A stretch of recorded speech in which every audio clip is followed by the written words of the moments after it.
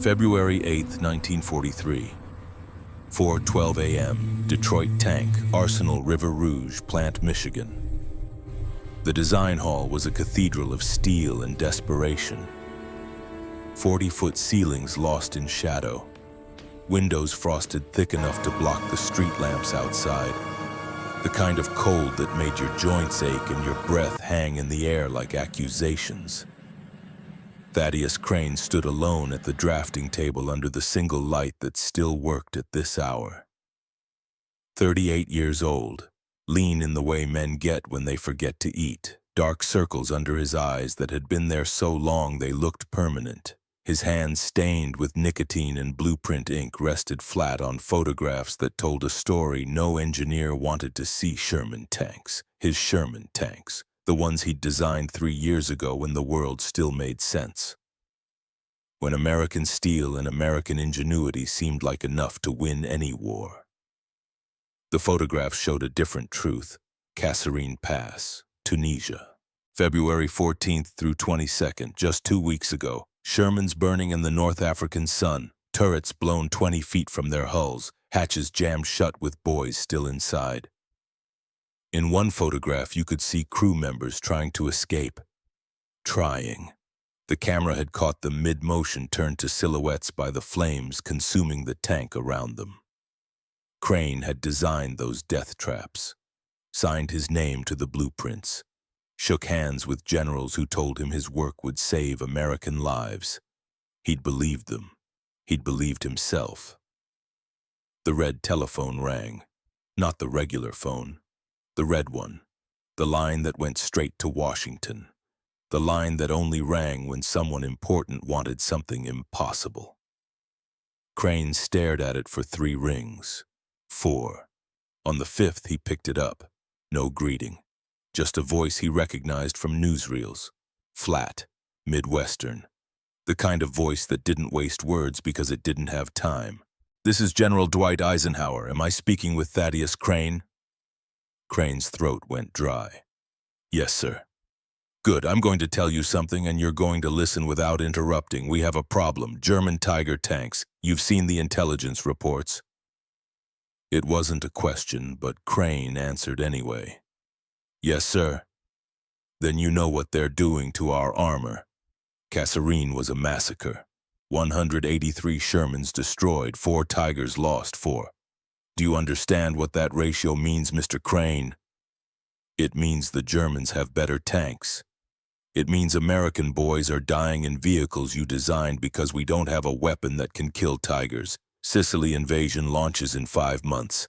We're sending 80,000 men onto that island. Current projections say 8,000 casualties if we can't counter German heavy armor. 8,000 dead Americans, Mr. Crane. Most of them tank crews climbing into Shermans that can't protect them. Crane closed his eyes, saw the photograph, the crew members, the flames. "I need a Tiger killer," Eisenhower said. "Not next year, not in 6 months, now." "Sir, normal weapon development takes—" "I don't care about normal.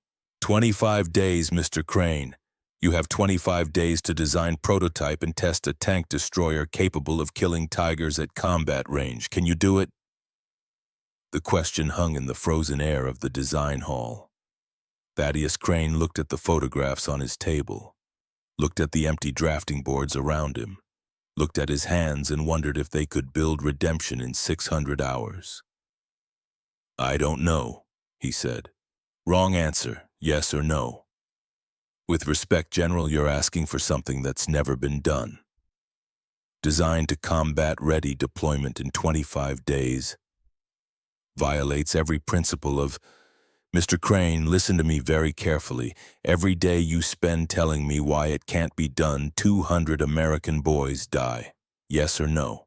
Thaddeus Crane looked at the burning Shermans one more time. "Yes." The line went dead. Crane stood there holding the silent receiver. Outside, the first shift workers were arriving. Car doors slamming in the pre-dawn dark, voices muffled by the cold, men and women coming to build the weapons that would win the war. Or lose it. He hung up the phone and walked to the window. pressed his forehead against the frozen glass and felt the cold seep into his skull. 25 days, 600 hours, 36,000 minutes to build something that had never existed, to fix his mistake, to stop boys from burning. The numbers were impossible, but then so was losing the war. Crane turned back to the empty drafting hall and began turning on lights. One by one. 40 feet up to the ceiling, fluorescent tubes flickering to life in the darkness. He had calls to make, engineers to wake up, coffee to brew, a miracle to build, and 24 days, 19 hours, and 43 minutes to do it. 6:00 a.m., 2 hours later. The design hall no longer looked empty.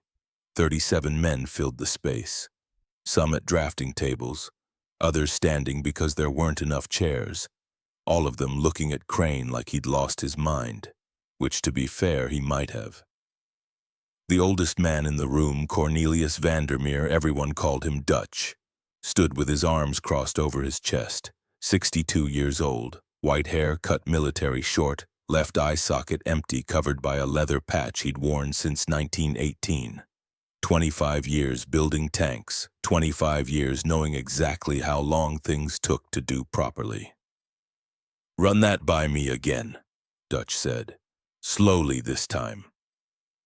Crane pointed at the intelligence photographs pinned to a corkboard behind him. German Tiger tanks, massive, angular, terrifying in their geometric simplicity. Tiger Y, Panzerkampfwagen 6, 54 metric tons, frontal armor 100 millimeters thick, 88 millimeter main gun, effective range exceeds 1 kilometer. It can kill any tank we have from distances where our guns can't even scratch it. "We know what Tigers are," Dutch said. "What we don't know is what fairy tale you're about to sell us." "Not a fairy tale. An order. From Eisenhower. We have 25 days to design and build a weapon that can destroy Tigers." Silence. The kind that fills a room when everyone's thinking the same thing, but nobody wants to say it first. A younger engineer, Wendell Finch, 28, MIT graduate, thick glasses that made his eyes look too large, raised his hand, like he was still in a classroom. "Yes, Wendell. 25 days. Design, prototype, and test. That's what the general said. Sir, with respect, that's not possible. Normal tank development requires 18 months minimum. Metallurgy testing alone takes 6 weeks. Suspension, geometry, power, train, integration, fire control systems, we're talking about hundreds of sequential steps that can't be accelerated without compromising." "Then we'll compromise," Crane said. Dutch uncrossed his arms. "Excuse me. We'll compromise, we'll cut corners, we'll violate regulations, we'll do whatever it takes to meet the deadline because the alternative is 8,000 American casualties at Sicily." "Thaddeus." Dutch walked to the front of the room, stood close enough that Crane could smell the cigarette smoke on his clothes. "I've built tanks for 25 years. I built Saint-Chamons at Belleau Wood. I've seen what happens when you rush engineering. You know what you get. What but dead crews? Not from German guns, from their own equipment failing at the worst possible moment. You're talking about skipping fundamental safety testing. You're talking about fielding experimental weapons without knowing if they'll kill Americans before they kill Germans." "I know exactly what I'm talking about." "Then you're talking about murder." The word echoed in the high ceiling of the design hall. Murder. Not a mistake. Not an accident. Murder. Crane didn't blink. "If we do nothing, 8,000 men die. If we try and fail, maybe 5 men die from equipment failure. I can live with those odds. Can you?" Dutch's good eye bored into him. "Can you really live with sending boys into tanks you know might kill them?" Crane thought about the photographs. The burning Shermans, the silhouettes in the flames. "I'm already living with it," he said quietly. "Every day. Every Sherman that burns, every crew that doesn't make it out. I designed those tanks, Dutch. I put my name on them. And now they're coffins. So yeah, I can live with risking 5 to save 8,000. The question is, can you? Dutch stood there for a long moment. Then he turned and walked toward the door. Crane watched him go. Felt something essential breaking apart inside his chest. Dutch had been with him since the beginning, since the first Sherman rolled off the line in 1941. Losing him meant losing institutional knowledge, losing expertise. Losing Dutch stopped at the door, didn't turn around. Belleau Wood taught me 2 things, he said. Perfect is the enemy of done, and men die when you rush. He turned his head, showing his profile, the empty eye socket. But they also die when you're slow. I'll stay. But if we kill Americans with bad engineering, that blood's on both our hands, not just yours.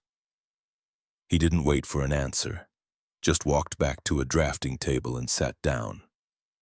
36 engineers remained. 36 men too old for combat, too experienced to waste on infantry, too stubborn to quit when someone told them something was impossible. Crane looked at them, really looked, saw the gray in their hair, the stoop in their shoulders from decades bent over drafting tables, the hands marked with scars from factory work. These men had built America's industrial might, had turned drawings into steel, had made the impossible routine.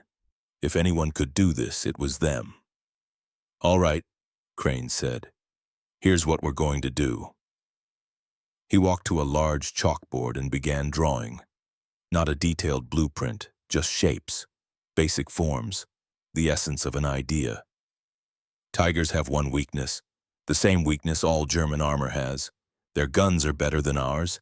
Their armor is thicker than ours, but they move like they're stuck in mud because they're so damn heavy. 54 tons means slow, means predictable, means if we can hit them from a prepared position, they're vulnerable. Hit them with what? Someone called from the back. Our 76mm guns can't penetrate a Tiger's front armor. You're right, they can't. So we don't use a 76mm. Crane drew a larger shape. We use a 90mm. Wendell Finch stood up so fast his chair fell over backward. The M1 anti-aircraft gun. Exactly. Sir, that gun was designed to shoot airplanes. It's never been tank-mounted. The recoil forces would be massive. I know. We'll figure it out. Dutch spoke without looking up from his table. What chassis? M10 tank destroyer, already in production, proven suspension, open-top turret we can modify. Modify how? This was the part that would either convince them or make them walk out. Crane drew 2 more shapes on the chalkboard, one with a turret, one without. We get rid of the turret entirely, fixed casemate, gun mounts directly to the hull, no traverse mechanism, no complicated turret ring, no massive counterweights, just a gun, a shield, and a hull. The room erupted. You can't aim without traverse. How do you engage moving targets? That's not a tank destroyer, that's a pillbox on tracks. Crane let them argue, let them shout, let them convince themselves it wouldn't work. Then he picked up a piece of chalk and wrote 2 numbers on the board. 18 months, 25 days. The room went quiet. Conventional tank destroyer with a turret, Crane said, tapping the first number. 18 months from design to deployment. Maybe longer if we want to mount a 90mm gun. New turret ring, new traverse mechanism, new counterweight system, new everything. He tapped the second number. Fixed casemate. 25 days. We use existing M10 hulls. We use existing 90mm guns. We use existing armor plate. We don't invent anything new. We just combine things that already exist in a way nobody's tried before. Because it's suicide, someone muttered. No, Crane said. Because it's simple, and simple is fast, and fast is what we need. Wendell raised his hand again. Sir, I need to run calculations. Recoil forces on a fixed mount, crew survivability in a non-rotating casemate, structural integrity of... Then run them. Now, everyone listen up. Crane grabbed a roster sheet and started dividing names. Dutch, you're on the gun mount team. Figure out how to attach a 90mm to an M10 hull without the whole thing tearing itself apart. Wendell, you're on the mathematics, recoil calculations, armor geometry, fire rates, everything that needs numbers. The rest of you divide into 3 groups: chassis modification, ammunition storage, fire control systems, questions. An engineer in the back, older, heavyset, looked like he hadn't slept in a week, raised his hand. What if the calculations say it won't work? Then we make it work anyway. That's not how engineering... That's exactly how engineering works when you have 25 days, Crane said. We're not building a perfect tank destroyer. We're building one that's good enough to kill tigers before Sicily. Perfect comes later. Functional comes now. Everyone clear? No one answered, but no one left either. Crane looked at the clock on the wall. 6:47 a.m. 24 days and 17 hours remaining. Get to work. 8:00 a.m. The factory floor was organized chaos. Welders in leather aprons, machinists covered in cutting oil, women in coveralls with their hair wrapped in bandanas. The arsenal ran 3 shifts, 24 hours a day, 7 days a week. The war didn't sleep, so neither did Detroit. Thaddeus Crane walked the floor with Solomon Hirsch, the factory director, 55 years old, built like a barrel, thick hands scarred from decades of factory work. Immigrant, German-born, Jewish. He'd left Berlin in 1938 with 1 suitcase and $60. Watched from New York as his uncle's family disappeared into Treblinka. He took the war personally. Eisenhower called you directly? Solomon asked, voice raised over the hammering of sheet metal. 4 a.m. And he wants this in 25 days. 24 now. Solomon stopped walking, turned to face Crane. Thaddeus, I've run this arsenal for 7 years. I've seen production miracles, but this is insane. I know. Do you really? Because what you're proposing isn't just fast, it's reckless. We'd be fielding a weapon system with 0 testing, 0 metallurgical verification, 0 long-term reliability data. If that vehicle fails in combat, 5 men die instead of 8,000. Don't give me ratios, give me reality. You're talking about gambling with American lives. Crane stopped in front of a half-assembled Sherman, looked at the turret ring, the thin armor, the gun that couldn't punch through tiger steel.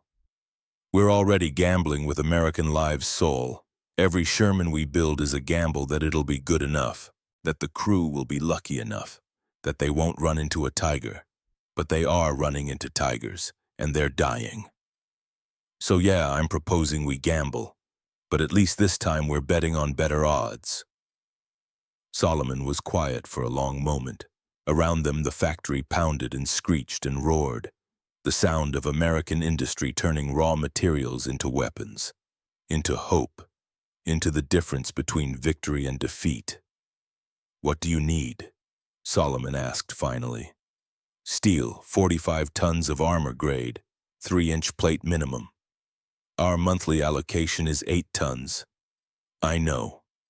So where am I supposed to get the other 37 tons? Magic. Scrap yards. Solomon stared at him. You want to build a tank destroyer out of scrap metal. I want to build a tank destroyer out of recycled armor plate. Sherman hulls from North Africa, damaged vehicles from training accidents, anything we can melt down and re-roll. That violates Army Ordnance Manual Section 4.7. Recycled armor is structurally compromised, forbidden for combat use. Then we'll break the rules. Thaddeus, Solomon, listen to me. We don't have virgin steel. We don't have time to smelt new plates. We have scrap in 24 days, so either we use what we have or we tell Eisenhower we can't do it. Your choice. Solomon looked at the Sherman, looked at the factory floor, looked at the workers building tanks as fast as human hands could move. Finally, he pulled a pen from his pocket and grabbed a requisition form from a nearby clipboard. How many scrap yards? He asked, already writing. 12. Detroit, Gary, Cleveland. Anything within a day's drive. Solomon signed the form. His hand shook slightly, but the signature was clear. If this fails, if we lose crews because of bad steel that's on both of us. I know. I mean it, Thaddeus. The families, the investigations, the courts-martial. We'll both hang for this. Then we better make sure it works. Solomon handed him the signed requisition. FDR's office calls me every morning, wants updates on production. What do I tell the president? Tell him we're building his Tiger Killer. And if he asks if it'll work, tell him we're betting American ingenuity against German steel. And we've never lost that bet before. Solomon laughed. It was a harsh sound, bitter. You know what makes this country great, Thaddeus, immigrants like me, who remember what we're fighting for, and madmen like you who forget it's supposed to be impossible. He walked away already barking orders at his assistant about steel procurement, about scrapyard contracts, about prioritizing everything for the vehicle that didn't even have a name yet. Crane stood alone on the factory floor and watched Shermans roll down the assembly line, one every 3 hours, round the clock, enough to supply the war effort, not enough to win it. He needed something better. He needed something impossible.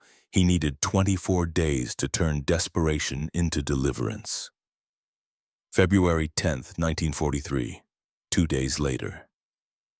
Dutch Vandermeer stood in front of a 90mm anti-aircraft gun and tried to figure out how to keep it from killing anyone who fired it. The gun sat in the middle of the testing yard, a flat expanse of concrete surrounded by blast walls. Designed for testing weapons before they went into production. The 90mm M1 was meant to shoot down aircraft, pointing up. Recoil absorbed by the ground mount, by sandbags, by 4 tons of steel framework bolted into concrete. Now Crane wanted to mount it in a tank, pointing horizontal. All that recoil absorbed by what Hope Dutch walked around the gun slowly. His engineer's eye cataloging problems. The barrel was 8 feet long. The breech mechanism was massive. The recoil system hydraulic buffers designed for vertical fire would never handle the lateral stresses of tank combat. It won't work, he said to Wendell Finch, who was setting up measurement equipment nearby. Statistically, you're correct. Wendell adjusted a chronograph. Recoil force is approximately 14 metric tons over 0.08 seconds. M10 chassis is rated for maximum 6-ton lateral stress. We're exceeding design specifications by 133%. In English, kid, the gun will tear itself off the mount and probably kill everyone in the vehicle. That's what I thought. Dutch lit a cigarette, watched the smoke curl in the cold morning air. So why are we still doing this?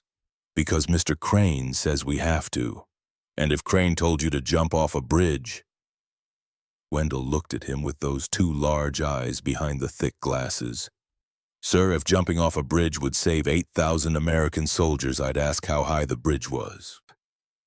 Dutch took a long drag on his cigarette, remembered being 28, remembered believing that engineering could solve anything if you just tried hard enough. Remembered Belleau Wood. Remembered what happened when belief ran into physics. You weren't at Belleau Wood, Dutch said quietly. No, sir, I was 7 years old. I watched a French tank, Saint-Chamond we called it, try to fire its gun on the move. Big 75mm naval cannon mounted on a tank chassis. Engineers said it would work, said they'd done the calculations, said the mount was strong enough. What happened? Gun tore free on the 3rd shot, crushed the commander, punctured the fuel tank, whole crew burned to death while I watched from a trench 50 yards away. You know what the worst part was? Wendell shook his head. The screaming stopped after about 30 seconds, but the smell lasted for hours. Dutch flicked ash onto the concrete. That's what happens when you let desperation override engineering. You get burning Frenchmen, or in our case, burning Americans. So what do? We make sure it doesn't happen again. Dutch ground out the cigarette under his boot. How much do you know about hydraulic recoil systems? Theoretically, everything, practically nothing. Good, Because theory's about to meet practice and it's gonna be ugly. We need buffers, big ones, multiple redundant systems. If one fails, the others take the load. Where can we get heavy-duty hydraulic cylinders on short notice? Wendell thought for a moment. Navy Yard, Philadelphia. They've got experimental 16-inch gun mounts. Hydraulics rated for 40-ton recoil forces. Perfect. Go get them.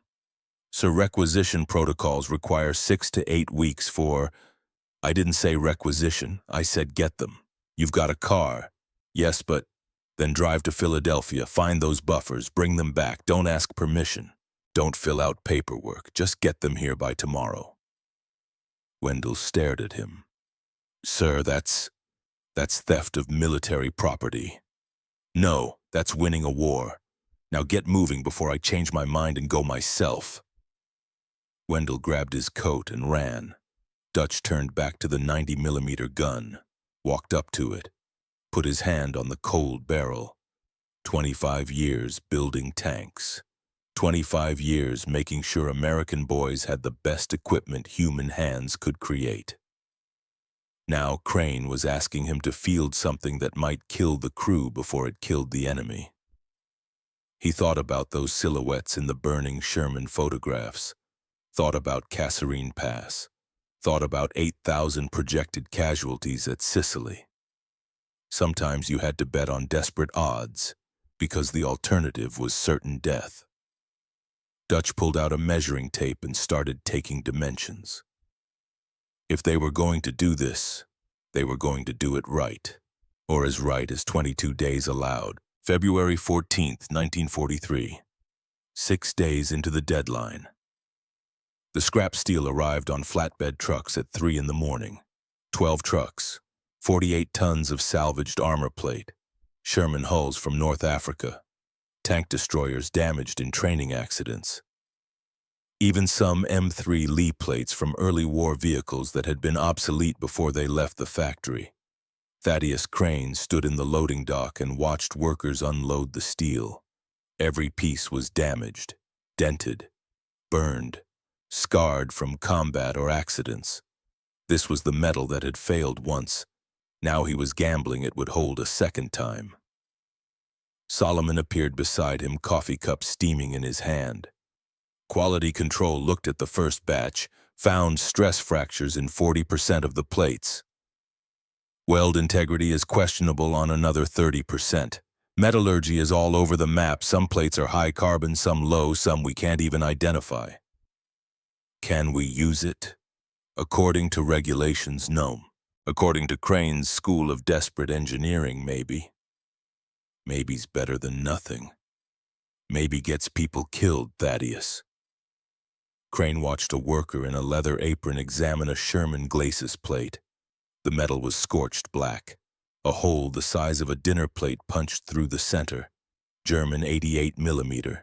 Clean penetration. The crew inside hadn't stood a chance. That steel failed at Kasserine, Crane said. But it didn't fail because the metal was bad. It failed because it was too thin, because we designed it wrong. If we melt it down, re-roll it thicker, angle it better, it'll hold. You're guessing. I'm engineering.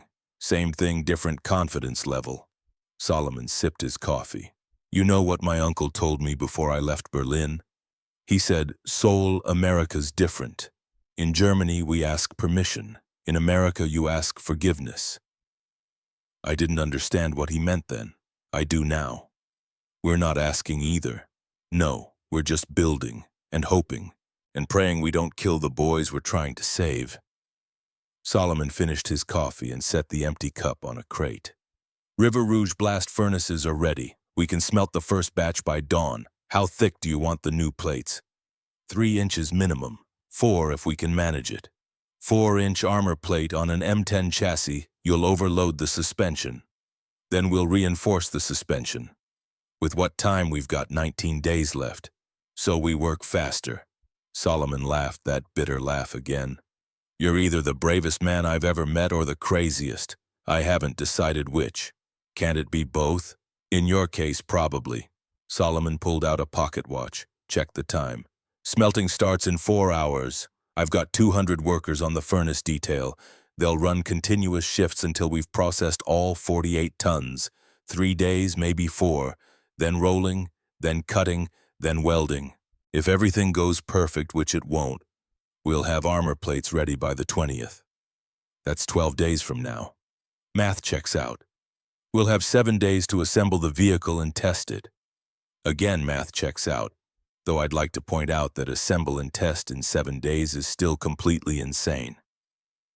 Crane looked at the pile of scarred steel, the metal that had failed, the armor that hadn't been enough. Now he was asking it to be better, stronger, sufficient. He was asking American industry to perform alchemy, to turn failure into victory, to make 25 days feel like 18 months. Behind him, blast furnaces roared to life. The sound of steel melting, of impurities burning away, of second chances being forged in fire. 19 days, Crane said. We can do this. Solomon didn't answer, just walked away toward the furnaces, toward the work that would either save thousands or doom dozens, toward the impossible deadline that kept getting closer with every passing second, February 16, 1943. 8 days into the deadline. The blast furnaces at River Rouge ran so hot you could feel them from 50 yards away. Heat that warped the air, that made your eyes water, that turned February in Michigan into something closer to hell. Casimir Wojcik stood at the edge of the smelting floor and watched molten steel pour from the crucible into the rolling mill molds. Orange and white and so bright it hurt to look at directly. The metal that had failed at Kasserine Pass being reborn. Being given a second chance to protect American lives. Cash was 34 years old, short and broad across the shoulders. Hands like sledgehammers from 20 years of factory work. Polish immigrant. Came through Ellis Island in 1925 with his parents and his older brother Eddie. 2 boys who didn't speak English but understood that America meant opportunity, meant freedom, meant a future. Eddie had joined the Navy in 1940. Bosun's mate, 2nd class, USS Arizona, December 7, 1941. Cash had received the telegram on December 10th. Regret to inform you, killed in action, buried at sea. Except Eddie wasn't buried at sea. He was still in the Arizona, trapped in a steel tomb at the bottom of Pearl Harbor. Would be there forever. The Navy couldn't recover the bodies, couldn't give the families anything except a flag and a letter from the president. Cash had folded that flag into a triangle, put it on his mantle, looked at it every morning before leaving for the arsenal. Reminded himself why he was welding 16 hours a day. Why his hands ached and his back screamed and his eyes saw welding arcs even when he closed them at night. Eddie had died because American armor was too thin. Cash would be damned if he let that happen to anyone else. First batch is ready. Solomon Hirsch appeared beside him, face streaked with soot. 3-inch plate, 4 tons. Quality control says the carbon content is inconsistent but within acceptable range. Acceptable for regulations or acceptable for Crane? Does it matter anymore? Cash watched the steel cool from white to orange to red. Eddie's ship had 3 inches of armor on the deck. The Japanese bomb went through it like it wasn't even there. 3 inches wasn't enough then. What makes us think it'll be enough now? Because we're angling it. Because we're using it against tanks, not bombs. Because it's all we have. That's not an answer. No, Solomon agreed. It's an excuse.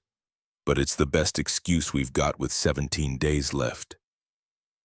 Cash pulled his welding gloves from his belt. Thick leather. Burned and scarred from years of sparks and molten metal. When do we start cutting? Tomorrow morning. Crane wants the first casemate frame by the 18th. 2 days to cut and shape 4 tons of steel. Like I said, we're past regulations and into prayer. Cash walked towards the rolling mill, toward the steel that was cooling into plates, toward the metal that would either save lives or fail again. He thought about Eddie, about the Arizona, about how thin the line was between protection and death. "I'll get my crew," he said. "We'll work through the night." "Cash, you've been here for 20 hours already." "Eddie worked until he died. I can work until I'm tired." Solomon didn't argue, just nodded and walked away. On the arsenal floor, exhaustion wasn't weakness, it was patriotism. Everyone was tired, everyone hurt, everyone kept working anyway because the alternative was losing. And losing meant death, meant occupation, meant everything Eddie had died for would be meaningless. Cash looked at the cooling steel one more time. Then he turned and headed for the welding bay. He had 2 days to turn metal into salvation. 2 days to build something that would keep other families from getting telegrams, from folding flags, from staring at mantles and remembering brothers who would never come home. 2 days to make sure Eddie's death meant something. February 18th, 1943. 10 days into the deadline. Dutch Vandermeer hadn't slept in 36 hours. His good eye was bloodshot. His hands shook slightly from too much coffee and not enough food, but the hydraulic buffers were installed, and that was all that mattered. 4 cylinders, each one 2 feet long and 8 inches in diameter. Salvaged from the USS Pennsylvania by Wendell Finch, who'd driven to Philadelphia and back in 22 hours with a story about classified projects and Eisenhower's direct orders. The Navy lieutenant who'd signed them out probably thought he was helping the war effort. He was, just not the way he thought. The buffers were mounted on a test rig in the middle of the proving yard, a framework of steel beams that approximated the interior structure of an M10 hull. The 90mm M1 gun was bolted to the frame through a mounting bracket Dutch had designed in 4 hours and fabricated in 6. It looked crude, temporary, like something built in a garage by enthusiastic amateurs rather than professional engineers. Which Dutch reflected wasn't far from the truth. Thaddeus Crane stood 20 yards back with a notepad and a stopwatch. Wendell Finch was behind a concrete blast wall with a high-speed camera borrowed from the Army's ballistics laboratory. Cash Wojcik and 3 other welders stood at the edges of the yard ready to rush in if something catastrophic happened, which it probably would. "First test," Dutch called out. "Blank charge, no projectile, we're just testing the recoil system. Everyone clear?" Heads nodded. Crane gave a thumbs up.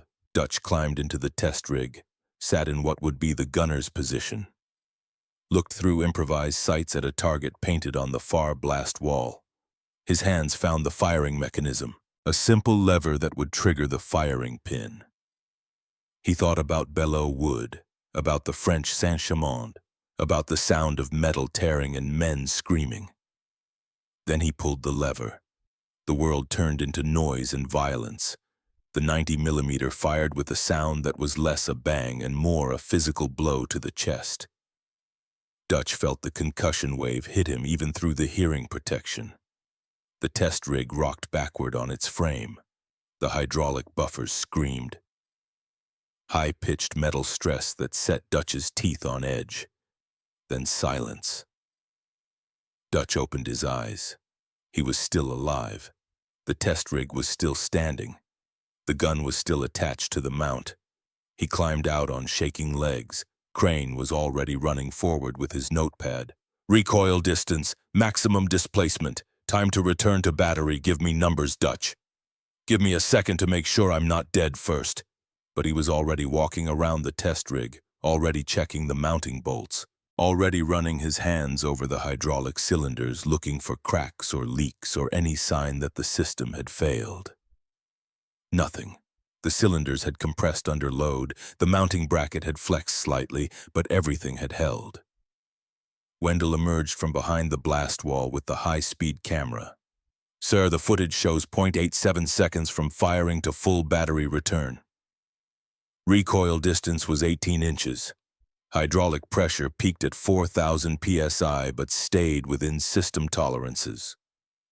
"English kid," Dutch said. "It worked. The gun didn't tear free. The mount held. We can do this. Dutch looked at Crane, looked at the test rig, looked at the 90mm gun that had just fired without killing anyone. One shot, he said. We tested one shot. Combat firing means sustained fire. Multiple rounds. Heat buildup. Stress cycling. We haven't tested any of that. We will, Crane said. Next test in 4 hours, 5-round burst. Then we'll know if the system can handle sustained fire. And if it can't, then we redesign it overnight and test again tomorrow.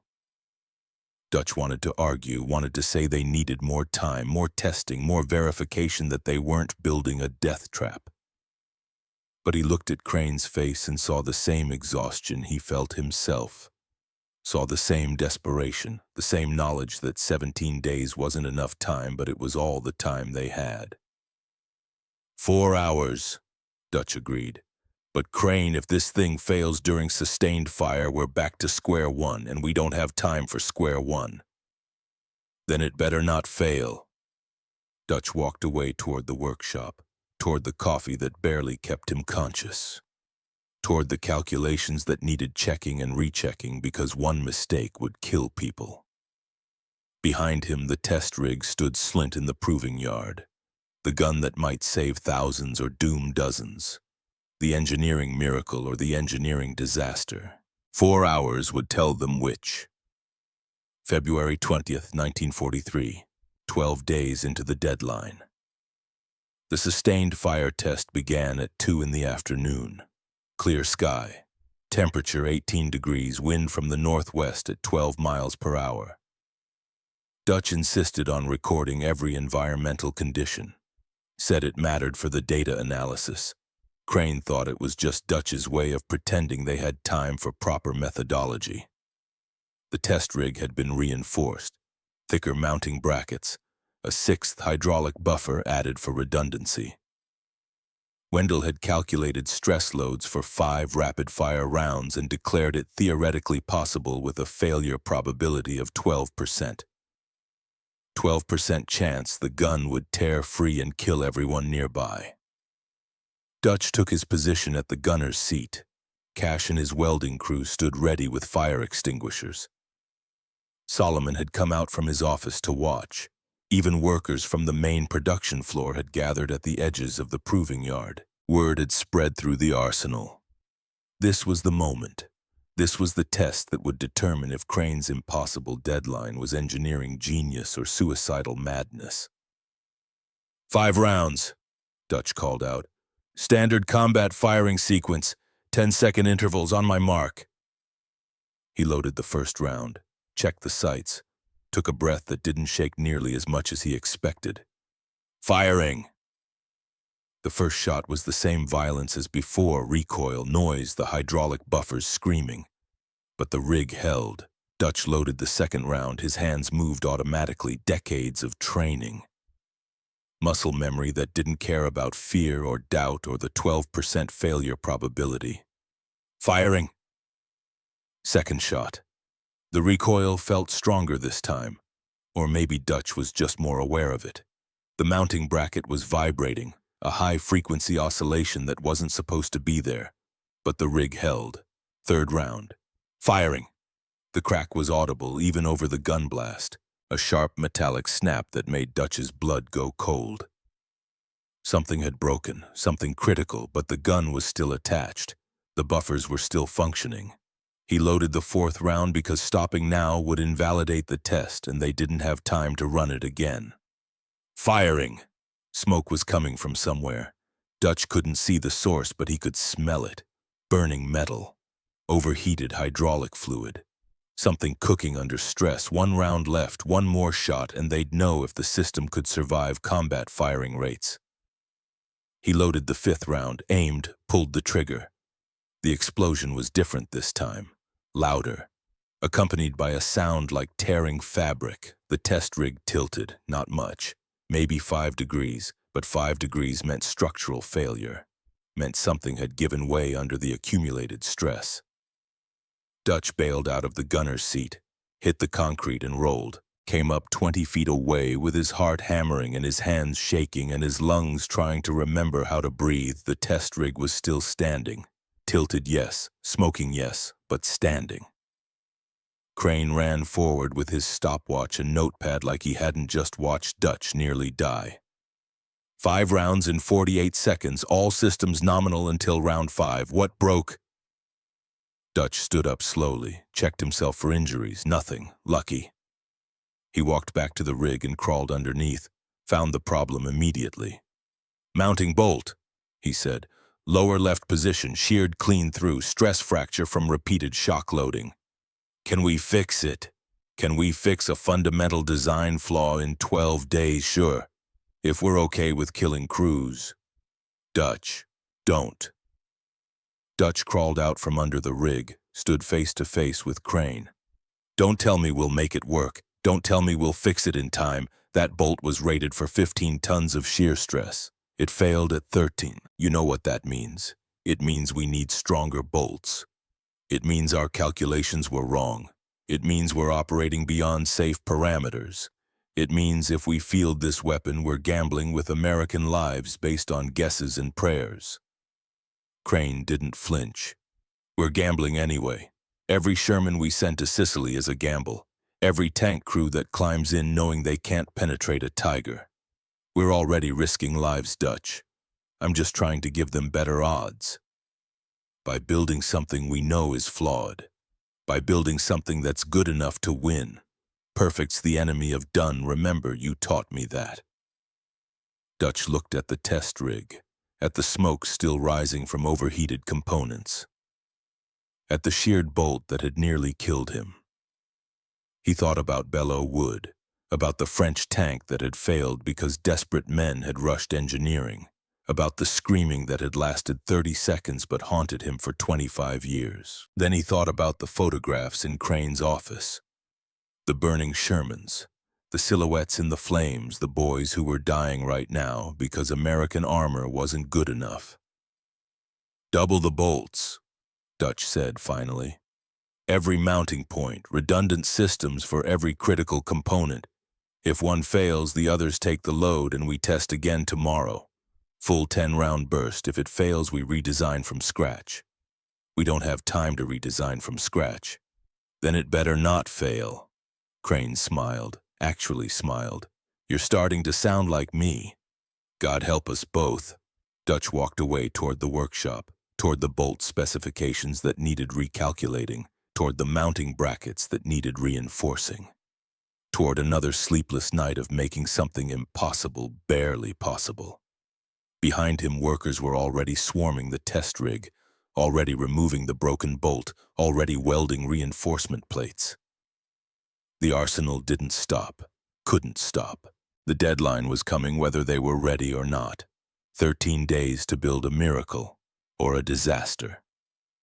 February 22nd, 1943. 14 days into the deadline.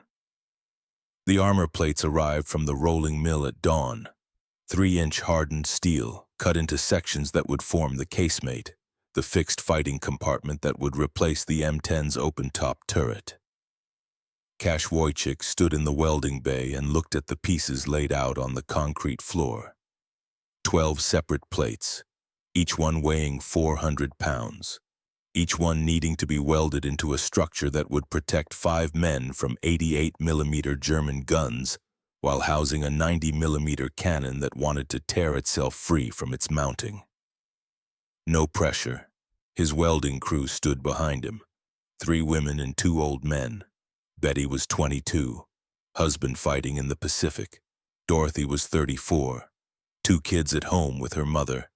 Helen was 29, fiancé killed at Guadalcanal. The old men were Frank and Samuel, 68 and 71 respectively, too old for combat, too experienced to waste, too stubborn to quit.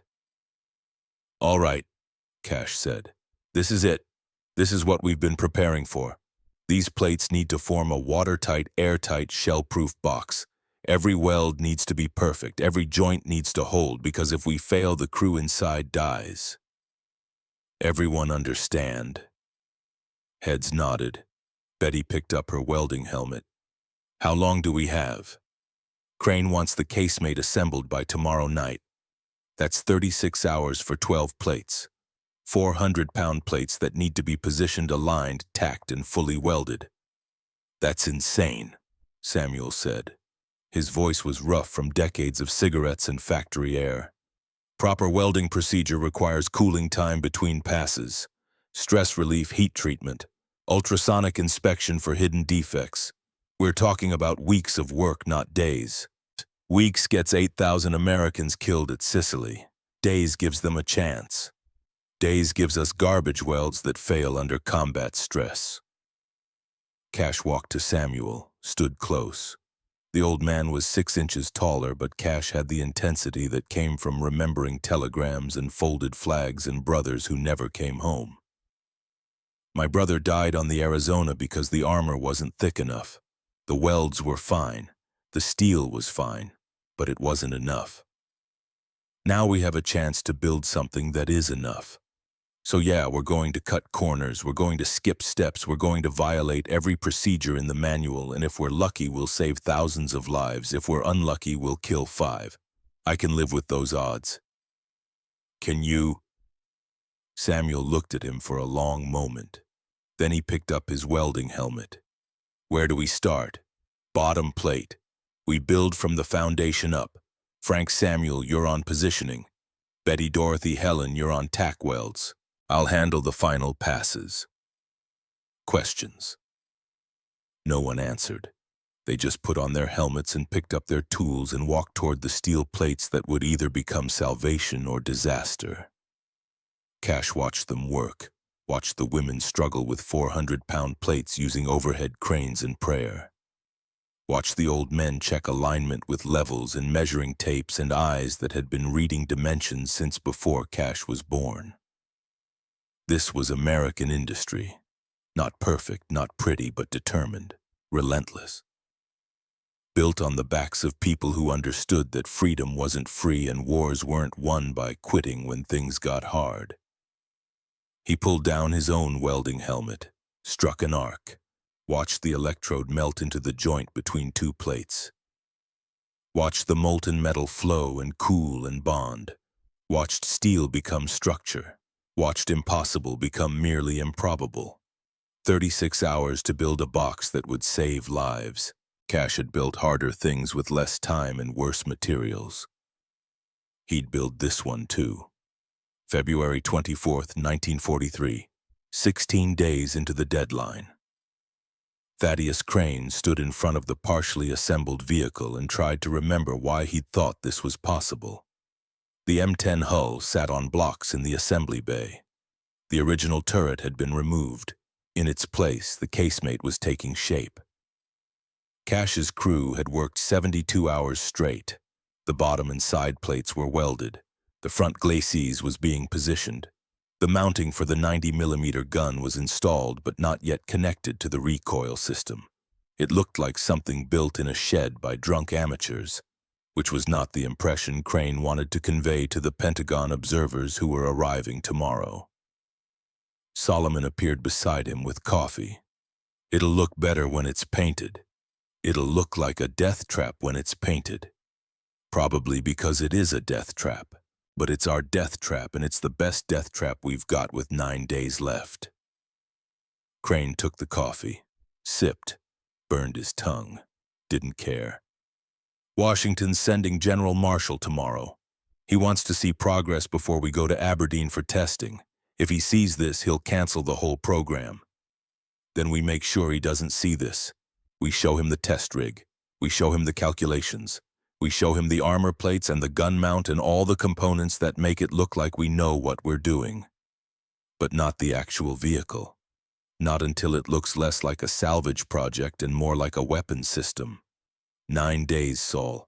We have 9 days to finish assembly conduct systems testing transport to Aberdeen and run live fire trials. If anything goes wrong, anything at all, we miss the deadline. Solomon drank his own coffee, looked at the half-built vehicle, at the welders still working despite exhaustion that made their hands shake. At the engineers checking measurements and rechecking calculations because one mistake would kill people. "You know what my uncle told me before I left Berlin?" Solomon said. "He said America was different. He said in Germany they plan everything perfectly and then fail anyway because reality doesn't care about plans. But in America they make terrible plans and somehow succeed anyway because Americans don't know when to quit." "Your uncle sounds like a smart man." "He was, right up until Treblinka. Now he's ash in a Polish field and I'm here building tank destroyers with recycled steel and stolen hydraulics and a deadline that makes no sense. You think he'd be proud or horrified?" Crane looked at Solomon. Really looked. Saw the exhaustion that went deeper than missed sleep. Saw the weight of family members who'd vanished into camps. Saw the desperation of a man who understood exactly what losing this war would mean. "He'd be proud," Crane said, "because you're doing what he couldn't. You're fighting back." Solomon finished his coffee, set the cup down on a workbench. "General Marshall arrives at 0900 tomorrow. I suggest you have some very impressive-looking paperwork to show him, because that vehicle won't be impressive-looking for at least another week." "We don't have another week." "I know, so we fake it. We show him what he wants to see and hide what he doesn't. We've gotten this far on desperation and lies. Might as well commit to the bit."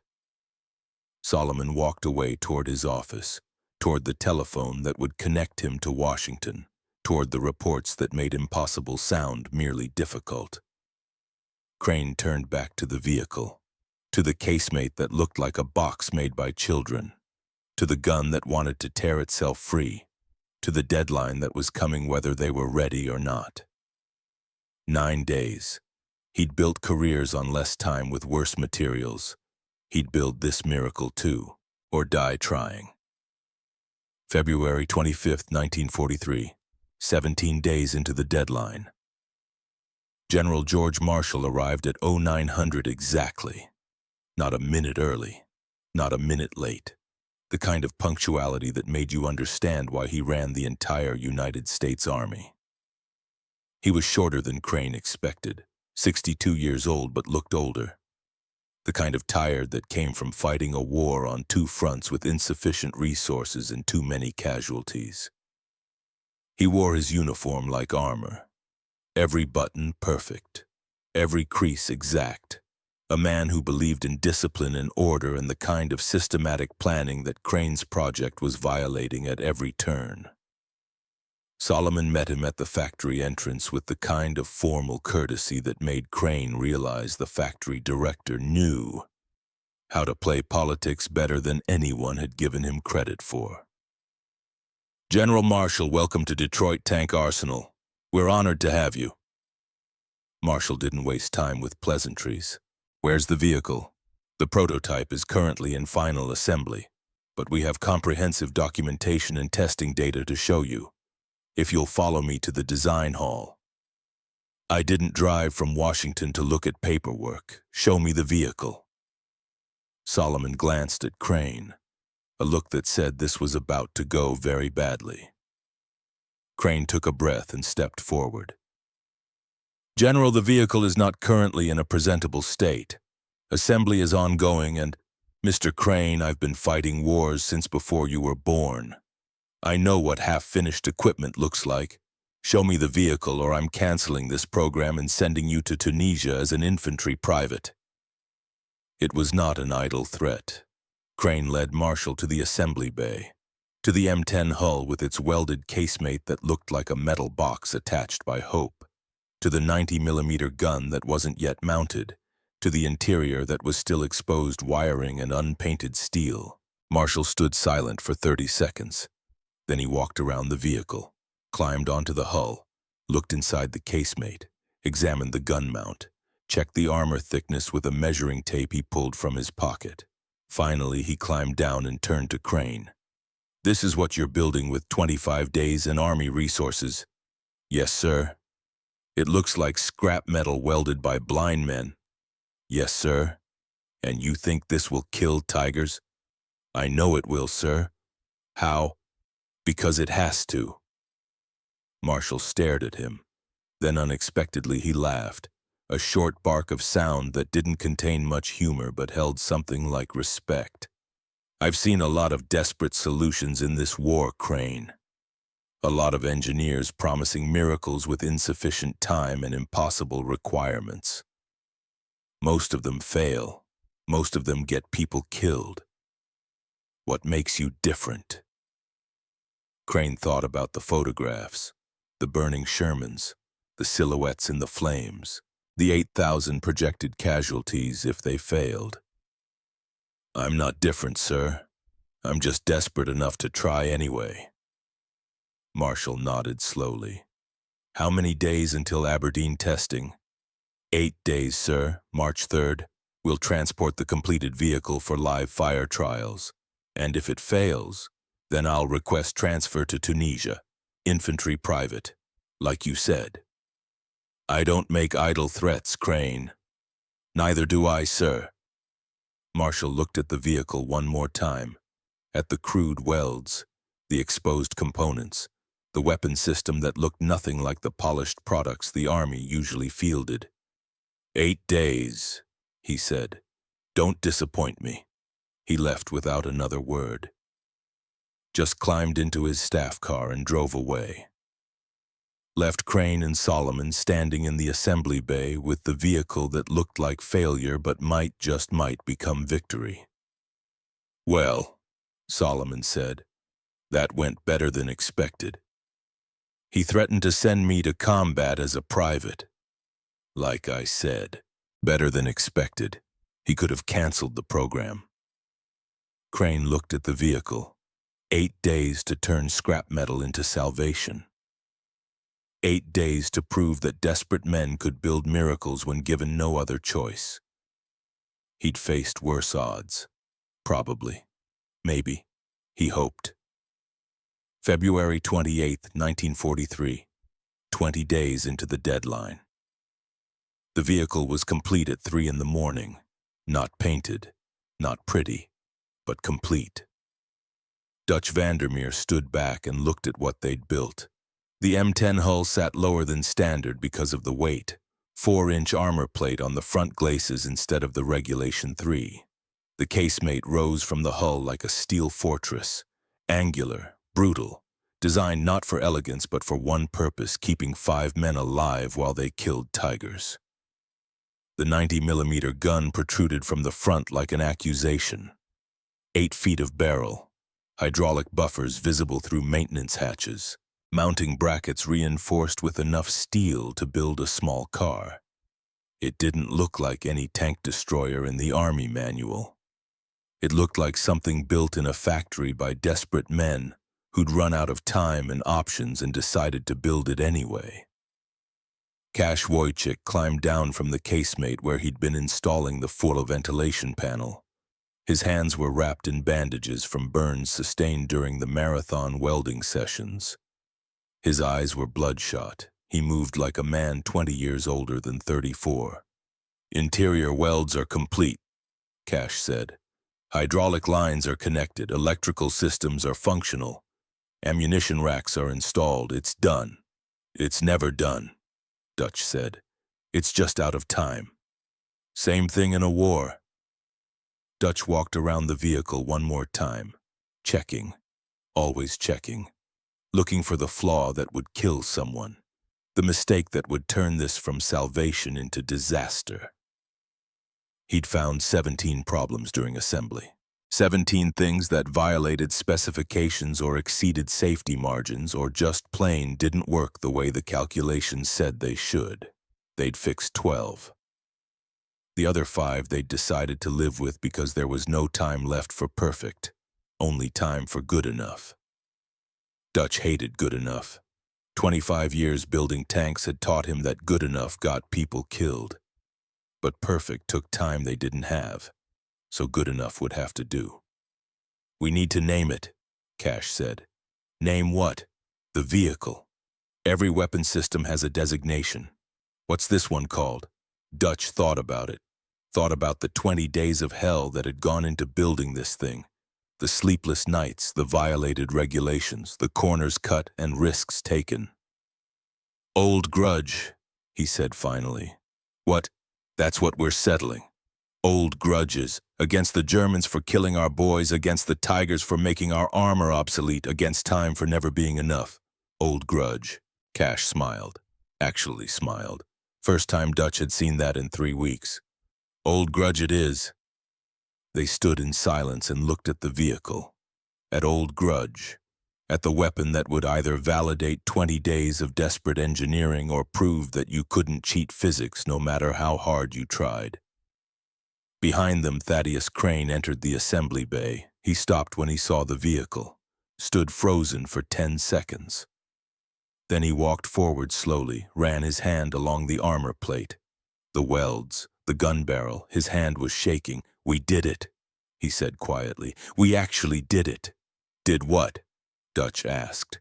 "Built something that works, because those aren't the same thing. We'll find out tomorrow. Aberdeen Proving Ground, 6 a.m. Be ready to load it on the transport. Thad, we haven't conducted any systems testing. Haven't fired the gun from the actual vehicle. Haven't verified that the hydraulics work under combat conditions. We're going to Aberdeen to test a weapon we've never tested ourselves." "I know. And if it fails, if the gun tears loose or the armor cracks or any of the 17 things that could go wrong do go wrong, we'll have killed the crew in front of Pentagon observers." Crane turned to face him. Dutch saw exhaustion that matched his own, saw desperation that went beyond tired, saw something that might have been fear or might have been certainty. With Crane, it was hard to tell the difference. "Then we'll have failed," Crane said, "and I'll spend the rest of my life knowing I killed 5 men because I was too arrogant to admit something was impossible. But if we don't try, if we tell Eisenhower we need more time, 8,000 men die at Sicily. So yeah, we're going to Aberdeen. We're going to test this weapon, and we're going to pray it works, because prayer's all we've got left." Dutch wanted to argue, wanted to say there had to be another way, but he looked at Old Grudge and knew there wasn't. They'd built this thing in 20 days with scrap steel and stolen parts and regulations violated at every turn. Now they'd find out if desperate engineering was genius or suicide. 6 a.m., Dutch agreed. "We'll be ready." Crane left. Cash left. Dutch stood alone in the assembly bay with Old Grudge. He walked to the vehicle one more time, put both hands on the cold armor, felt the welds that Cash had made, the steel that had failed once and been given a second chance. "Don't kill anyone," he said quietly. "Please, just this once. Work the way you're supposed to. Keep the boys alive." The vehicle didn't answer. Metal never did. But Dutch had been talking to metal for 25 years. Sometimes it listened. He hoped this was one of those times. March 3rd, 1943. 24 days into the deadline. Aberdeen Proving Ground, Maryland. The transport truck arrived at 5:30 in the morning. Old Grudge sat on the flatbed like a threat, unpainted.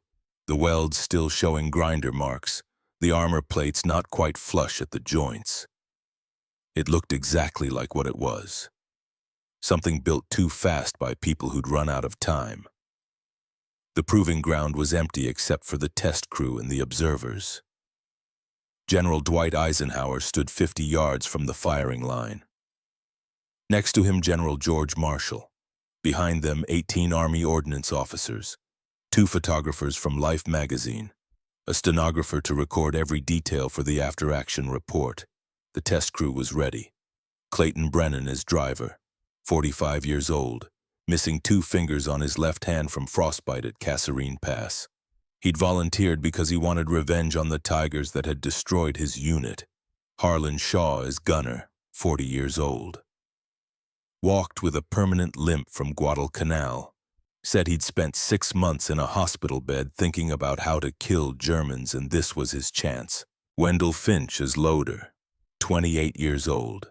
MIT engineer who'd insisted on being present because he'd calculated every number that went into this vehicle and wanted to see if his mathematics would kill people or save them.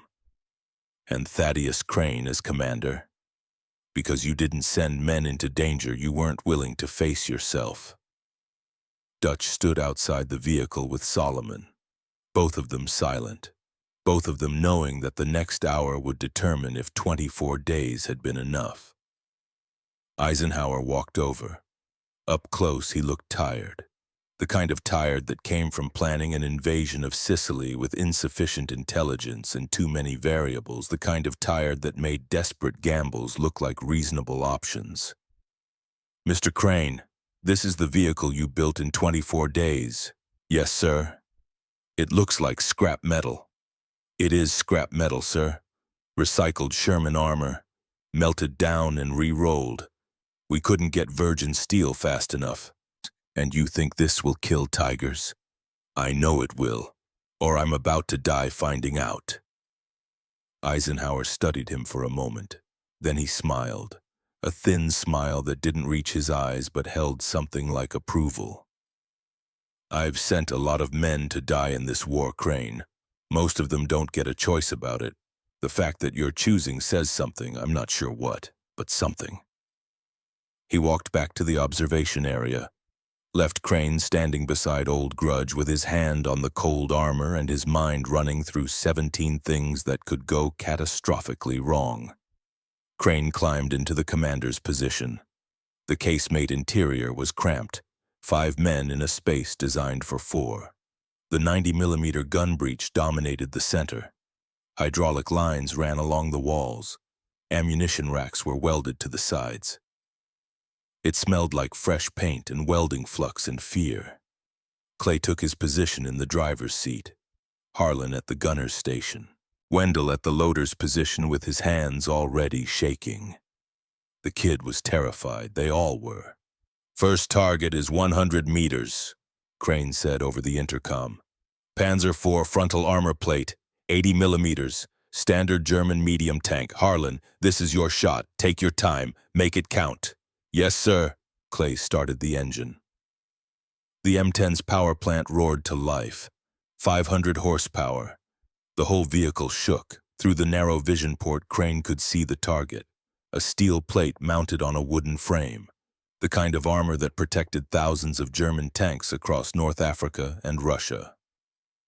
"Wendell, load armor piercing." "Loading." The kid's voice cracked slightly.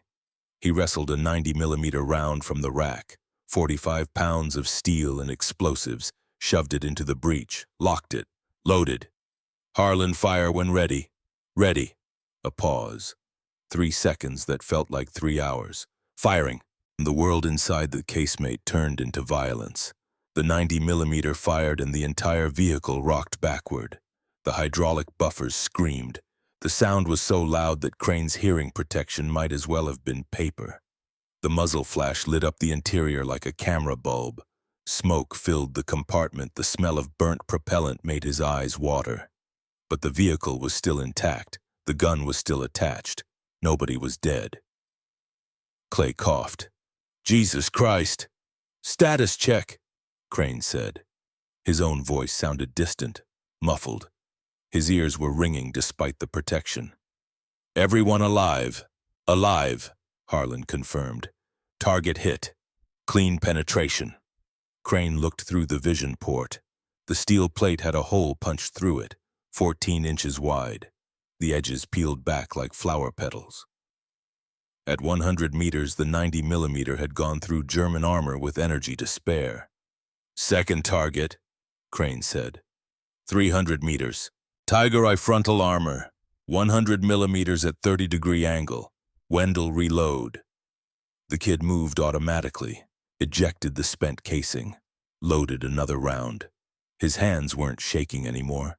Fear had given way to training, to muscle memory, to the knowledge that they'd survived the first shot and maybe they'd survive the second. Clay maneuvered the vehicle. No turret meant turning the entire hull to aim. It took 40 seconds. Longer than Crane wanted, but acceptable for a test firing. "Harlan, fire when ready." This time Crane knew what was coming, knew the violence and the noise and the way the vehicle would rock, but knowing didn't make it easier. The 90mm fired and the world inside the casemate became chaos again. Smoke, sound, violence, the hydraulic buffers screaming like wounded animals. Metal stress, the smell of overheated components. But again the vehicle held. The gun remained attached. The mounting brackets didn't fail. Crane looked through the vision port. The WWII armor plate was 300 meters away. Hard to see clearly through the smoke.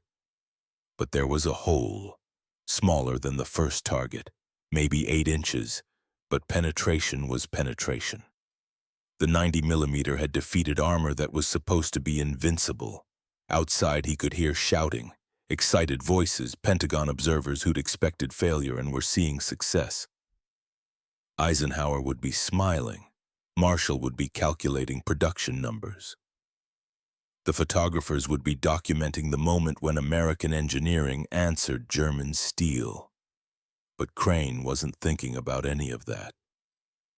He was thinking about the third target, the one that hadn't been on the schedule, the one Eisenhower had added at the last minute because he wanted to test not just what Old Grudge could do now, but what it might face in the future.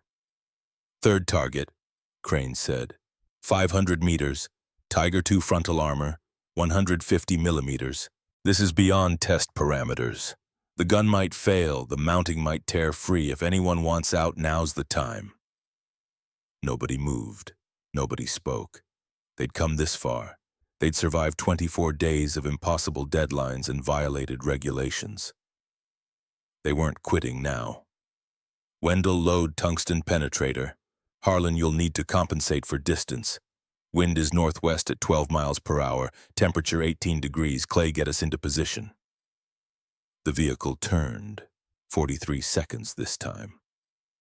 Clay was getting better, learning the feel of the hull, the way it handled with 4-inch armor on the front.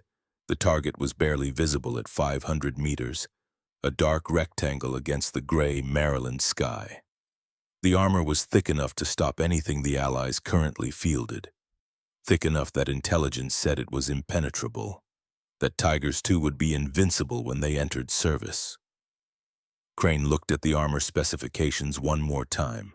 150 millimeters, 6 inches of hardened steel, the kind of protection that made German engineers arrogant, made them believe they'd won the armor race. Harlan, fire when ready. Sir, bore temperature is already high from 2 previous shots. Firing a third round risks barrel failure. We could fire when ready, Harlan. A pause, then firing.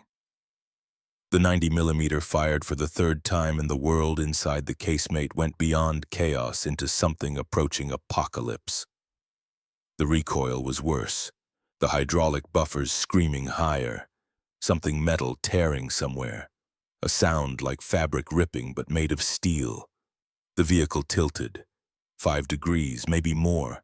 Something had failed, something structural. Crane braced against the commander's station and waited for the gun to tear free, for the mounting to fail, for Old Grudge to become the death trap Dutch had warned about. But the gun held, the mounting held, the vehicle held. Slowly the hydraulics returned to battery. The gun settled back into firing position. The vehicle stopped tilting. "Status," Crane said. His voice was hoarse. His hands were shaking. "Everyone report. Driver alive, gunner alive, loader alive and moderately terrified." Crane looked through the vision port. 500 meters away, the Tiger II armor plate was still standing. For a moment he thought they'd missed, thought the shot had gone wide, thought 24 days had ended in failure at the last possible second. Then he saw the hole, 16 inches wide. The armor plate cracked in a spiderweb pattern radiating from the impact point. 40% of the plate structurally compromised. Any crew behind that armor would be dead from spalling alone. Metal fragments ricocheting through the interior, turning the tank into a death trap. Old Grudge had penetrated armor that wasn't supposed to be penetrable, had killed tanks that weren't supposed to be killable, had proven that desperate men building desperate weapons in desperate times could still win. Crane climbed out of the commander's hatch. His legs were shaking. His hands were trembling. His ears were still ringing, but he was alive. They were all alive, and Old Grudge was intact. Eisenhower was already walking toward the vehicle, Marshall beside him, both of them moving fast, both of them looking at Old Grudge like they were seeing the future. Eisenhower reached the vehicle first, looked up at Crane. "Mr. Crane, you've just obsoleted every German tank in existence." Crane climbed down, stood on solid ground that felt like it was still moving. "Sir, the vehicle performed within acceptable parameters. Penetration was achieved on all 3 targets. The weapon system is combat ready." "Acceptable parameters," Marshall said. He was looking at something underneath the vehicle. "Crane, get down here." Crane crawled under Old Grudge, saw what Marshall was looking at, a mounting bolt, lower left position, sheared clean through, the same failure Dutch had predicted, the same structural problem that should have torn the gun free and killed everyone inside. Except it hadn't. Because Dutch had doubled the bolts, because redundant systems had taken the load when the primary failed, because desperate engineering had included just enough safety margin to keep them alive. "That bolt failed during the 3rd shot," Marshall said. "1 bolt, 1 failure. What happens when 2 fail or 3? "Then the crew dies," Crane said. "But they die fighting tigers instead of running from them. They die with a chance instead of with certainty." Marshall looked at him, really looked, seeing past the exhaustion, past the desperate gamble, past everything except the simple truth that wars weren't won by perfect weapons. They were won by good enough weapons fielded fast enough to matter. "Production order," Marshall said. 100 units by April 1st. Can you do it?" Crane thought about 24 days of hell, thought about what it would take to scale up, to turn one desperate prototype into 100 combat-ready vehicles. Thought about the corners they'd cut and the risks they'd taken and the fact that every vehicle they built would have that same sheared bolt waiting to fail. "Yes, sir." "Good, because Sicily launches in 4 months and I need every one of these tank destroyers on that island." Marshall walked toward his staff car, then he stopped, turned back. "Crane, 24 days. Remember that number. That's how long it takes Americans to build miracles when we stop asking if we can and start asking how fast." He left. Eisenhower stayed. "You gambled a lot on this," Eisenhower said quietly. "Your career, your reputation, 5 men's lives. What if it had failed? Then I'd have requested transfer to Tunisia, infantry, like General Marshall suggested. I'm serious. So am I, sir. We're already gambling with American lives.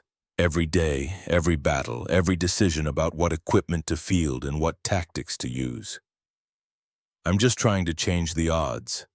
Give our boys something that lets them fight back instead of just dying." Eisenhower nodded slowly. "I'm sending 80,000 men to Sicily. Most of them won't come home. The ones who do will be changed, broken in ways that don't show. That's the math of war, Crane. You send men to die and you hope it means something. Hope they buy victory with their blood. Your vehicle might save some of them, might tip the odds just enough. That's worth 24 days. That's worth cut corners and violated regulations and gambling on sheared bolts." He walked away, left Crane standing beside Old Grudge with his crew climbing out, with Dutch running over to check the vehicle, with Solomon pulling up in a car to assess what came next. 24 days, 600 hours, 36,000 minutes. They'd built something that shouldn't exist, that violated every principle of proper engineering, that worked anyway because desperate men had made it work through sheer refusal to quit. Cash climbed out of the vehicle last, looked at the Tiger II plate 500 meters away. The hole punched through armor that was supposed to be invincible. "We did it," he said quietly. "Eddie, we did it." Crane didn't ask who Eddie was. He knew. Everyone who worked that hard carried someone with them. Some name, some face, some reason why quitting wasn't an option. "Production starts tomorrow," Crane said. 100 units by April 1st, 28 days. We've got the prototype, we've got the specifications, we've got workers who know how to build it. We do this 28 more times. 28 times the stress, 28 times the risk, 28 chances for sheared bolts and cracked armor and crews dying because we cut corners. Yes, Cash looked at Old Grudge, at the vehicle they'd built in 24 days, at the weapon that had worked despite everything. Then we better make sure those 28 are perfect, because Eddie deserves better than good enough. He walked away toward the transport truck, toward Detroit, toward the arsenal that would turn one miracle into 100. Dutch approached, looked at Crane, looked at Old Grudge. "That bolt failure should have killed you, but it didn't, because I doubled the bolts, because I built in redundancy despite the time pressure, because I knew you were going to do something stupid and I wanted you to survive it.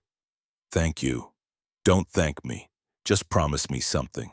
When we build the production models, when we scale this up, we keep the redundancy. We keep the safety margins. We don't cut those corners. Because I can live with a lot of things, Thad, but I can't live with knowing we killed crews because we were in a hurry." Crane looked at his hands. They were still shaking. 24 days of no sleep and too much coffee and the weight of knowing that mistakes would kill people. "I promise," he said. "Redundancy on every critical system, safety margins on everything that matters. We'll build these right." "Good, because you're going to build them 28 more times, and then those vehicles are going to war, and then we're going to find out if 24 days was genius or murder." Dutch walked toward his own car. "I'll see you in Detroit. Try to sleep before we start again." Crane watched him leave, watched everyone leave, until it was just him and Old Grudge in the proving ground that had witnessed the birth of something impossible. He walked to the Tiger II plate. 500 meters felt like 5 miles. When he reached it, he put his hand on the hole. 16 inches wide. Metal peeled back in layers, the kind of damage that left no survivors. 24 days ago, this armor was invincible.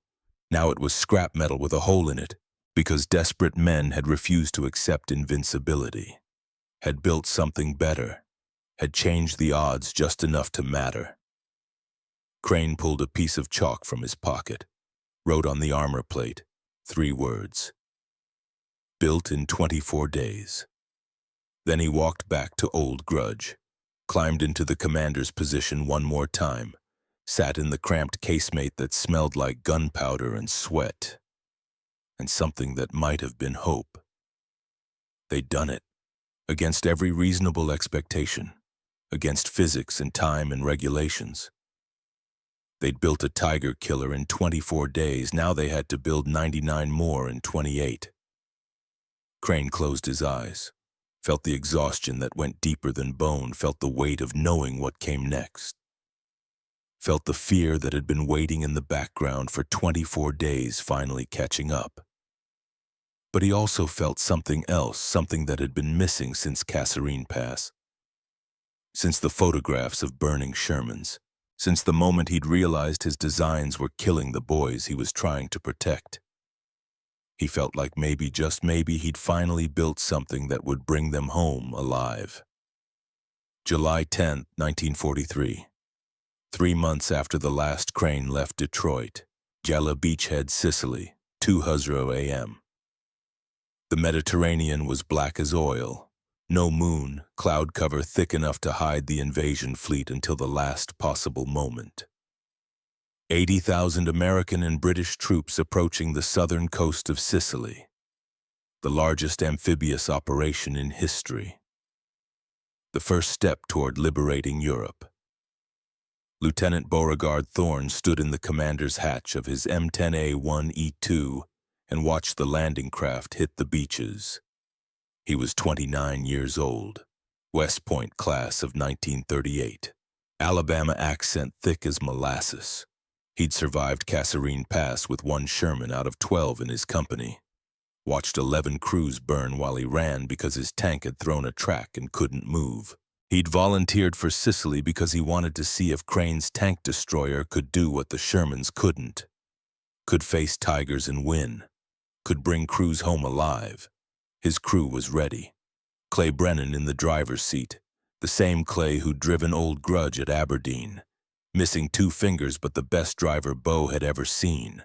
Harlan Shaw on the gun, the Guadalcanal veteran with the limp and the steady hands and the voice that never shook no matter how bad things got. Jackson Lee as loader, 22 years old, Detroit arsenal worker who'd welded casemate number 43 and wanted to see his work in combat.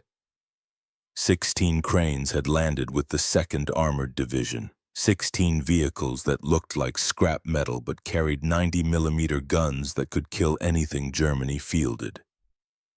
They were about to find out if 24 days had been enough. July 11th, 1943. 6:47 a.m. The German counterattack came from the northwest, 4 Tiger's, 6 Panzer IVs, supporting infantry in half-tracks. The kind of armored thrust that had torn through American positions at Kasserine. The kind that made Sherman crews abandon their tanks and run because staying meant burning. Bo watched through his periscope as 9 Shermans from the 66th Armored Regiment engaged at 800 meters. Too far. The 75mm guns couldn't penetrate Tiger armor at that range. But the Sherman crews fired anyway because regulations said to engage enemy armor on contact. The Tigers fired back. 3 Shermans exploded in 90 seconds. Direct hits. Turrets blown off. Crews that didn't have time to bail out. The other 6 Shermans were retreating, falling back, running like Bo had run at Kasserine. His radio crackled. Panicked voices. "Tigers, fall back, fall back."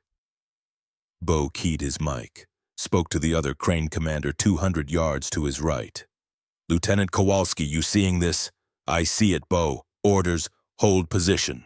Wait for 400 meters, let the Shermans clear out. Then we show these bastards what Detroit built." Clay's voice from the driver's compartment.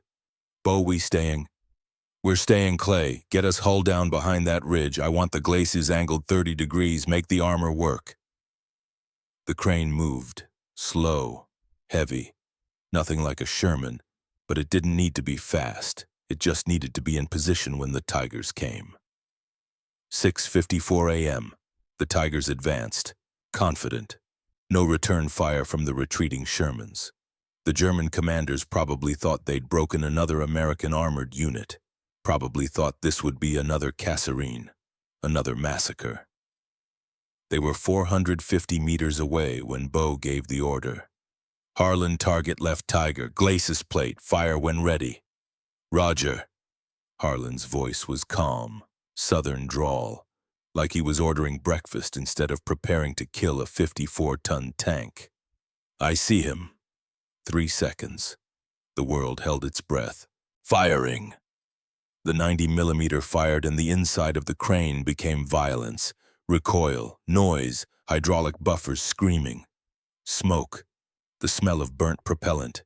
Everything Dutch and Crane and Cash had built being tested in the only place that mattered. Combat. Through the vision port, Bo saw the result. The Tiger stopped. Just stopped. Like someone had cut the power. Smoke poured from the engine deck. The turret hatch popped open. German crew bailing out. Running.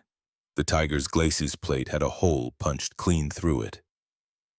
First American kill of a Tiger Y in combat.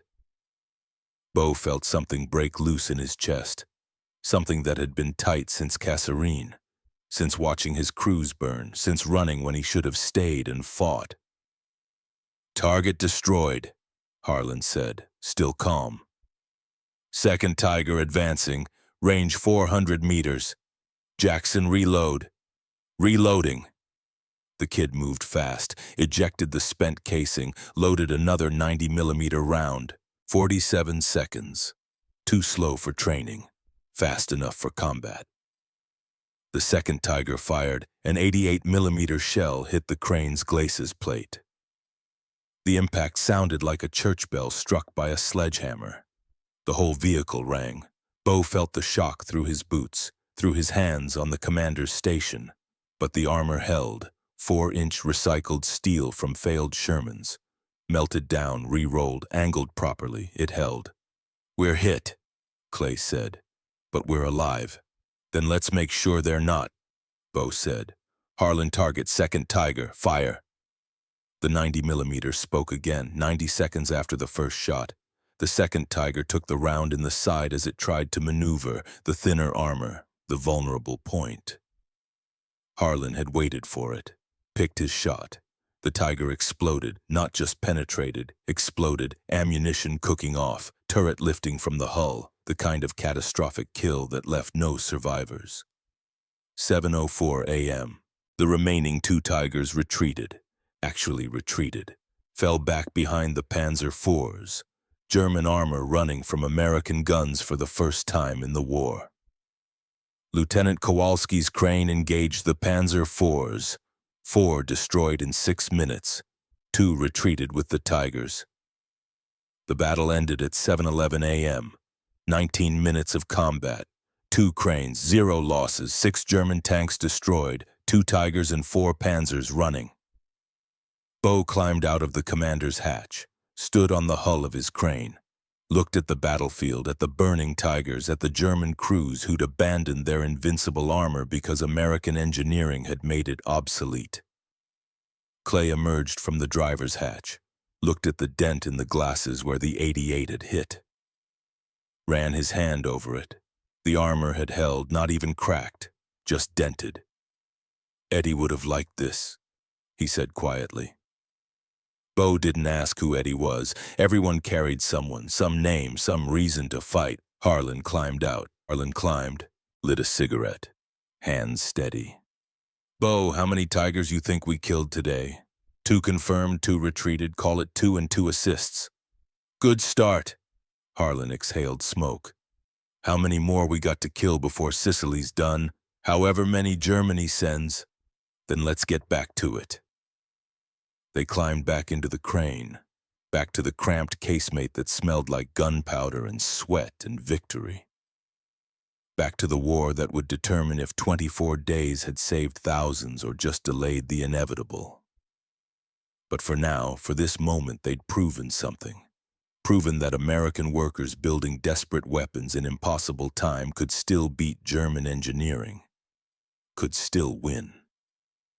The crane's engine roared. They moved forward, toward the next fight, toward whatever came next. Behind them, 2 Tigers burned in the Sicilian sun. July 18, 1943, Detroit. 1 week after Gela, the telegram arrived at Thaddeus Crane's office at 3:00 p.m., Western Union. The kind of yellow envelope that meant someone was dead. Crane stared at it for 10 seconds before opening. War Department Casualty Report. Vehicle M10A1E2 serial number 47 engagement. July 16, 1943. Palermo Road, Sicily crew status 5. KIA killed in action crew. Manifest Sergeant Marcus Webb. 24 CPL James Dutton 22. PFC Luis Herrera 19, PFC Robert Kim 21, PFC Thomas Black 20. Cause casemate weld failure under direct 88mm impact. Pre-existing hairline crack in weld seam caused catastrophic structural failure. Spalling fragments killed all crew members instantly. Preliminary investigation weld defect traced to production. Arsenal quality control records indicate vehicle number 47 flagged for crack in casemate weld on April 14, 1943. Repair authorized by Chief Engineer T. Crane. Vehicle shipped April 15, 1943. Crane read it twice, then he set it down on his desk very carefully. Like it might explode if he moved too fast. 5 names: Marcus Webb, James Dutton, Luis Herrera, Robert Kim, Thomas Black. He walked to the window, looked out at the arsenal floor, at the production line that was still building cranes. 3 per day, every one of them with redundant systems, with safety margins, with doubled bolts and reinforced welds, every one except 47, the one he'd ordered patched. The one he'd shipped knowing the weld was questionable. The one he'd gambled would hold long enough. It hadn't. Solomon appeared in the doorway, saw the telegram, saw Crane's face, understood immediately. "Which one?"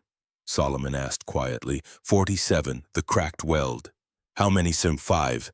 Solomon walked to the desk, read the telegram, read the names. When he looked up, his eyes were wet. "Thaddeus. Without your 112 cranes, we'd have lost 4,200 men at Sicily. Eisenhower's staff calculated it. 4,200, you saved 4,195 lives." "Don't quote me statistics," Crane's voice was flat. Empty. "I know statistics. I built my career on statistics, but those 5 men don't care about 4,200. Their families don't care." "No. They don't, and you'll carry those 5 names for the rest of your life. That's the price of command. That's the price of war." "I don't accept that price." "You don't have to accept it. You just have to live with it." Crane turned back to the window, watched the workers below, building weapons, building hope, building the tools that would win the war or lose it. "I ordered that weld patched," he said. "April 14th, vehicle 47. Cash found a hairline crack. Regulations said scrap it.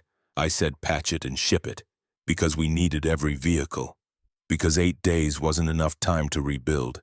Because I thought the odds were acceptable.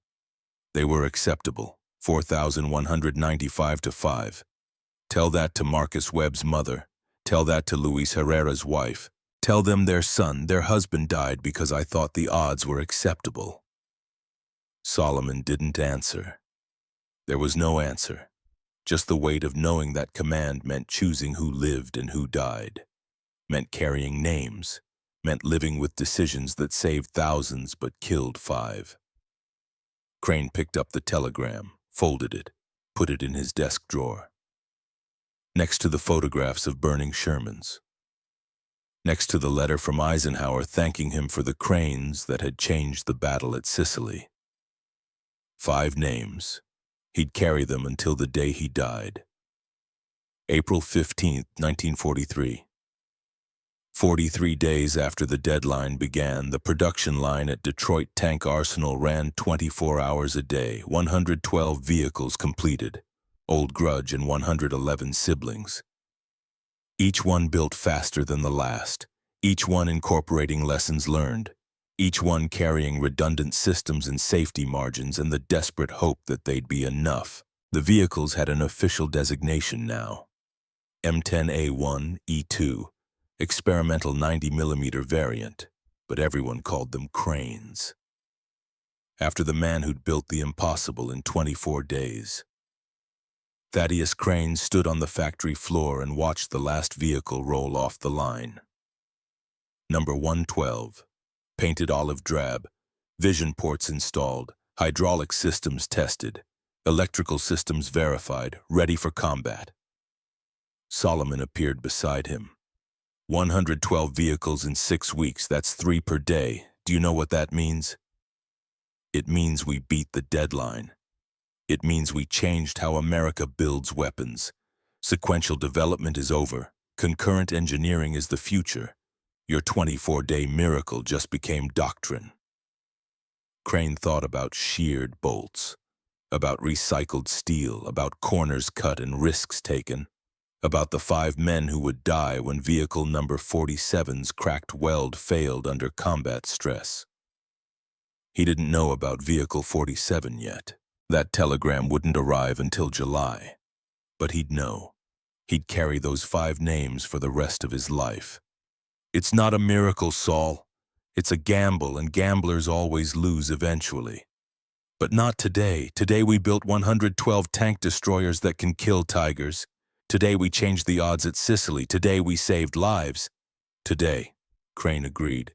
But tomorrow, next week, when these vehicles go to war and we find out what we missed, what we got wrong, what corners we cut that shouldn't have been cut. Solomon was quiet for a moment.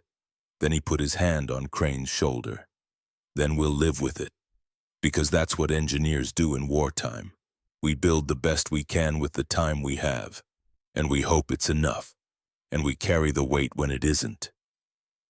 The last crane rolled toward the loading dock, toward the transport that would take it to the port, toward the ship that would carry it to Sicily, toward the war that would determine if 24 days had been genius or disaster. Cash Wojcik stood by the loading dock, watched the vehicle go. He'd welded every casemate personally. 112 boxes designed to keep men alive. 112 chances to get it right. "This one's for you, Eddie," he said quietly. "We built something good, something that matters, something that'll bring the boys home." The vehicle disappeared into the transport, into the future, into the history books that would record whether Crane's gamble had paid off. 24 days to design and build a prototype, 28 days to build 99 more, 52 days total to change how America fought the war, the 25-day miracle, that's what they'd call it later. After Sicily, after the Cranes destroyed Tigers and Panthers and Panzer IVs, after the kill ratios shifted from 45-1 against to 6-0 in favor, after 8,000 projected casualties became 1,200 actual casualties, because American tank destroyers could finally fight back. But Crane wasn't thinking about miracles. He was thinking about Vehicle 47, about the cracked weld he'd ordered patched instead of replaced, about the 5 men whose names he didn't know yet but would carry forever. He walked to his office, sat at his desk, looked at the photographs of burning Shermans that had started everything 24 days ago. They'd built something better, something that worked, something that saved thousands. But perfection had required time they didn't have, so they'd built good enough instead, and good enough would have to do. Because in war, perfect was the enemy of done, and done was the only thing that mattered when boys were dying and the deadline was coming and time had finally run out.